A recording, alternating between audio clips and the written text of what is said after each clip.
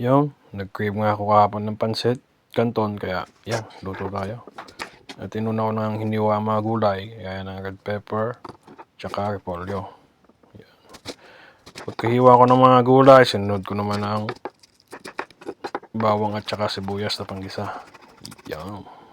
Pagkahiwa ko ng mga panggisa, yan, gisa na natin agad. Nagsabay ko na yung bawang at sibuyas at nilagay ko na rin yung karne. Tapos nilagyan ko din ng hipon. At yun nga, yan, toast lang natin. At nung okay na, lagay naman natin yung mga gulay. Yan. Toast ulit. Kahit di marunong.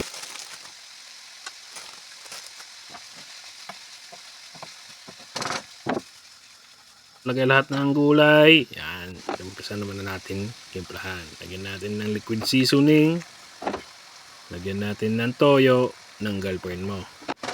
At i-toast lang natin. At nung ayos na, tikman. Ayos na yung timpla. Hindi na natin lalagyan ng aset. Malat-alat na. So, kumukulong tubig. Nilagay ko yung canton. At hindi ko alam kung paano ito lutuin. Binili ko lang sa Lidl sa supermarket dito. At hindi natin alam. Hindi natin kagaya ng sa atin. Kaya ganyan ang ginagawa ko. Pagkaluto ng noodles, yan. Lagay na natin. Pwede na. Hindi na tayong itimplahin. Yan, palalo-haluin. Ginawa kong parang pasta eh. Ganun talaga. Pero, ganyan ang gawa ko. Pagkahalo, nilagyan ko ulit ng repolyo fresh na may pagka-crunchy pa yung ibang repolyo. Hindi ko nga naisip, marami kukunti pala yung gulay na nailagay ko. Tapos pagkalagay ng repolyo, nilagyan ko naman ng konting sesame oil. At yun, ayos na. Tara, kain na tayo. Yun, bon appetito po sa atin. Kain. Bon appetito. Kain po tayo.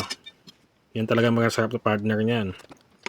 Nilagyan natin ng sili. Suka na may sili. Sarap. Kain. Dito na lang po ang video. Salamat po sa panonood.